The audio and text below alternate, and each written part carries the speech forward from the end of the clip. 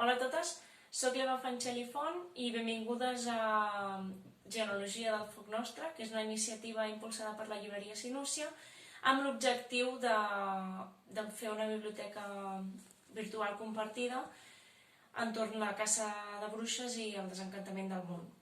Llavors, en aquest chapter 1, jo he volgut triar aquest llibre que es diu La bruixa catalana i va ser escrit per Cels Gómez i Mestre.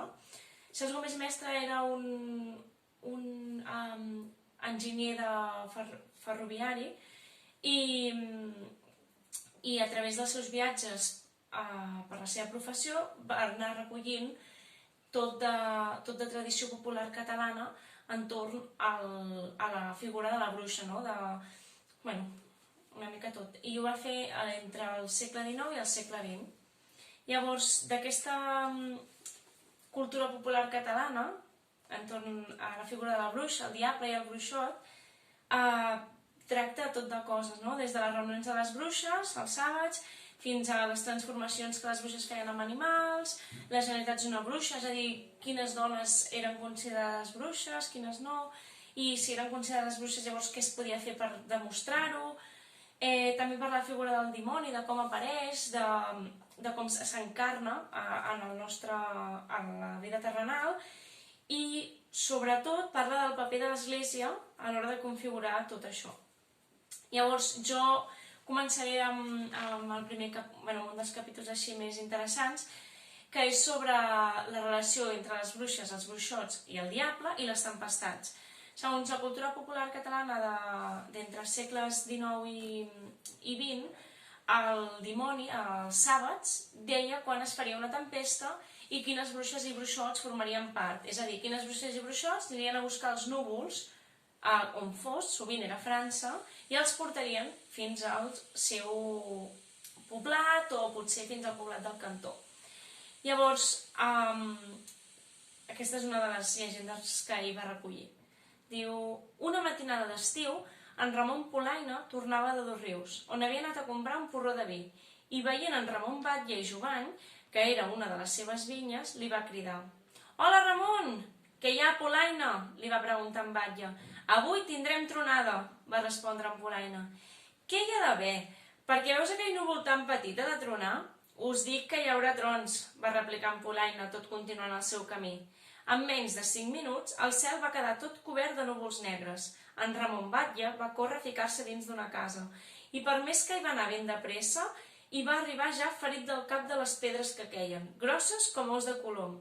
A en Batlle ningú no li va poder treure mai del cap que no hagués estat en Polaina qui havia congirat aquell temporal. Contat per tot el poble de Dosrius, on és rara la persona que no creia en bruixes. Bé, per fer fora aquestes tempestats, els monjos, els clergues o els frares que hi haguessin en les esglésies els deien que havien de tocar les campanes i que quan tocaven les campanes les bruixes i els bruixots s'espantaven o inclús queien a terra, dels núvols queien. I llavors picaven les campanes i els núvols deien que es trencarien. També hi havia la creença, que es podien disparar bales al cel, però bales que haguessin estat beneïdes prèviament per aquests frares i aquests clergues. Llavors ara us explicaré, us llegiré dues anècdotes que recull Cels i Batlle. Diu, aquestes rondalles tenen més força en la imaginació popular, predisposada sempre a creure en les coses meravelloses, que no pas en tots els avisos de la ciència i dels nombrosos escarments soferts pels que toquen les campanes quan hi ha temporal. I no hi ha ningú que sigui capaç de fer-li creure que tocar a temps és perjudicial per als qui toquen sense que tingui gens d'eficàcia per allunyar les tempestes. Llavors, també parla d'un cas de dispar de bales. Diu, en Miquel Xiveques, de Vilanant, l'Alt Empordà, conta a tothom qui vol escoltar-se'l que sent jovenet un dia de temporal disparava trets als núvols, quan, veient un colom a la branca d'una olivera, li va disparar i el va tocar en una ala. En arribar a casa seva es va trobar son àvia, que tenia anomenada de bruixa, amb un braç trencat i ningú no li treu del cap que aquell colom no fos la seva àvia. Llavors, una reflexió molt interessant que fa Cels Gómez i Mestre respecte als temporals i les bruixes és la següent, diu: qui sap si els noms de calabruix, calabruixó i derivats, donats a la pluja menuda i glaçada pròpia de l'hivern, no són també deguts a la creença de la intervenció de les bruixes en aquests fenòmens aquosos. No podria provenir del mateix motiu el nom de bruix que donen a l'Alt Empordà a l'embolic de núvols negres que solen anar davant dels temporals forts? Tot podria molt ben ser. I respecte a això, diu: una altra prova de les creences en la intervenció de les bruixes en els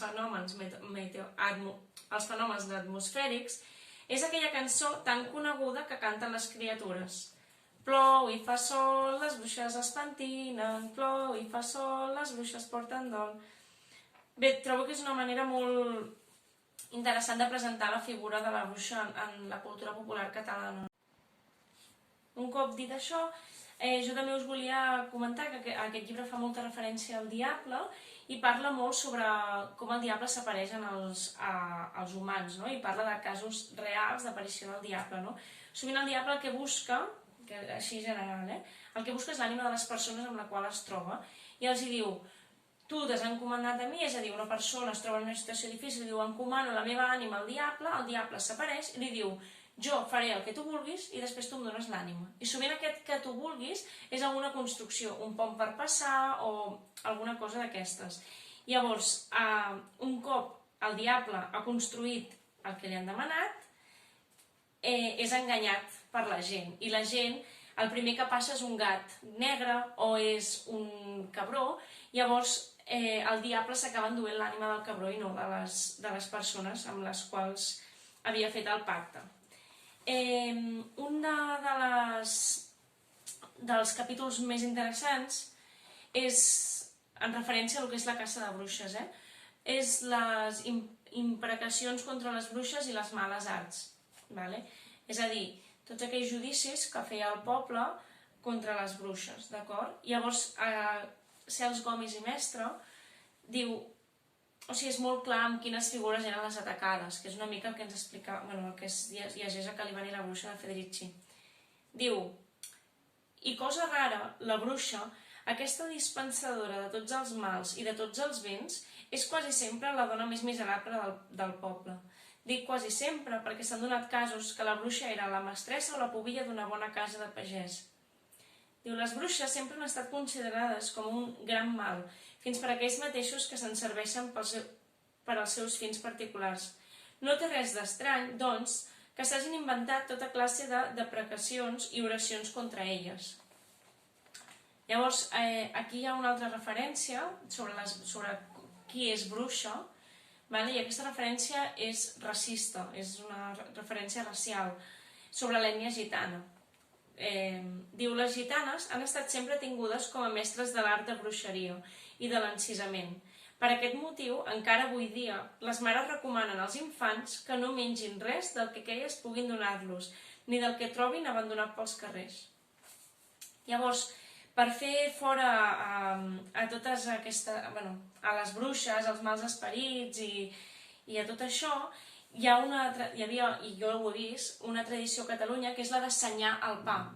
En veritat assenyava tot, és a dir, quan un infant sortia de casa se'l senyava, quan no sé què se'l senyava. Representa que les oracions i el fer la creu era una protecció per a aquella persona. Llavors diu, una de les proteccions que jo he vist, diu: és general a tot Catalunya la tradició que abans d'encetar el pa hom senyi amb el ganivet perquè no s'embruixi i per tant no intoxicar-te amb el menjar. Bé, llavors hi ha uns capítols que dedica als desencordadors, que són aquelles persones que ajudaven a la gent que tenia disfunció erèctil, uns altres que es dediquen als saludadors. Els saludadors era gent que naixia en dates assenyalades i per néixer en aquella data representa que la llengua tenen uns poders sobrenaturals que ajuden a curar. Per exemple, algú que tenia la lepra o tenia nafres, doncs aquesta persona li llepava la ferida o li feia senyes si tenia com algunes virtuts. Després passa a parlar sobre les curanderes i sobre tot el tema de les remeieres i totes les bondats que elles feien, no? I bé, al final és una mica com el que va passar amb moltes d'aquestes dones, al final d'aquest capítol, diu.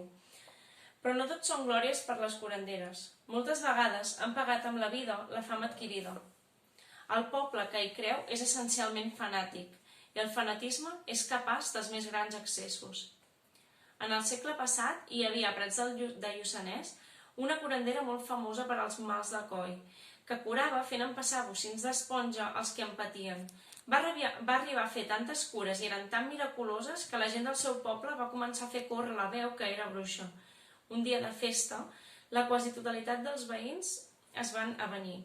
Van encendre una foguera al vell mig de la plaça i en sortir de missa major van agafar aquella pobra dona i la van cremar de viu en viu.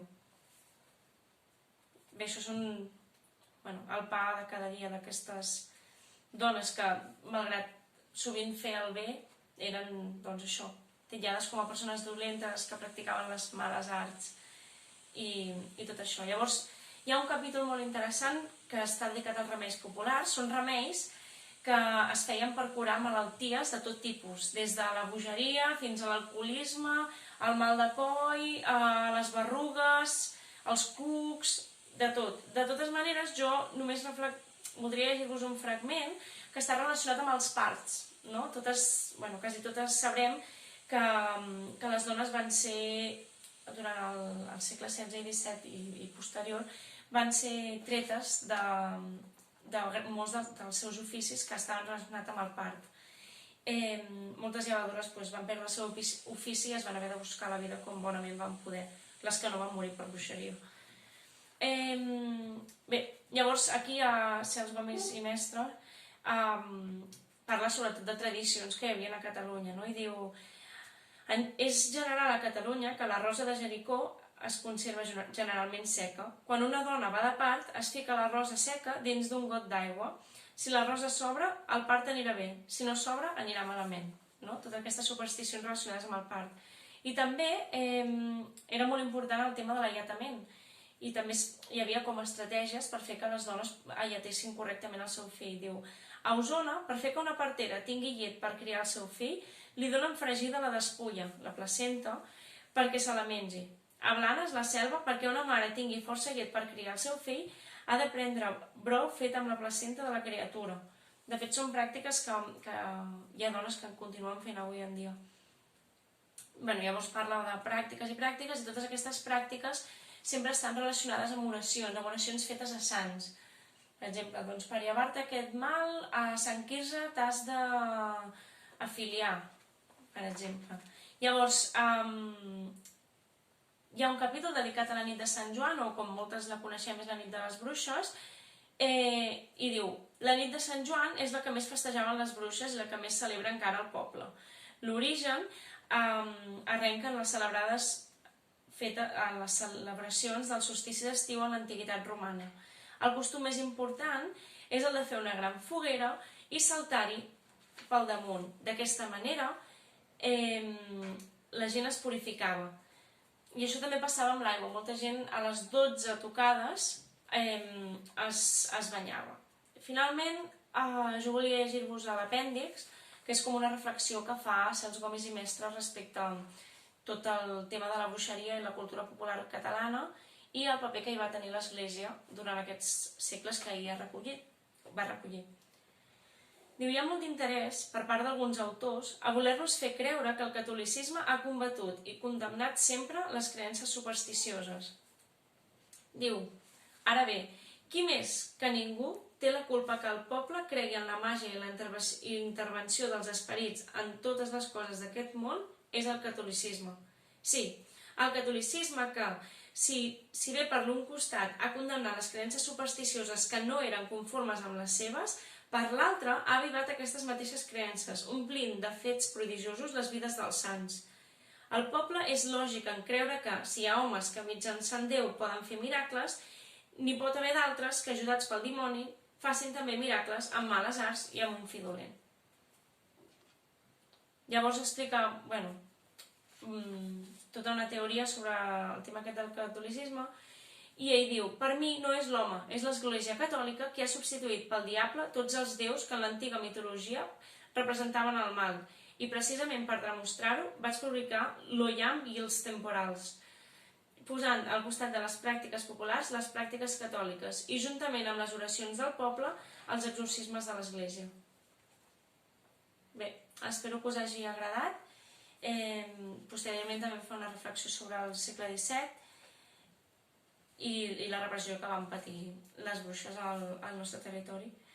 Doncs ens seguim veient per aquí i us animo a totes a cultivar aquesta xarxa comunitària entorn la caça de bruixes i el desencantament del món.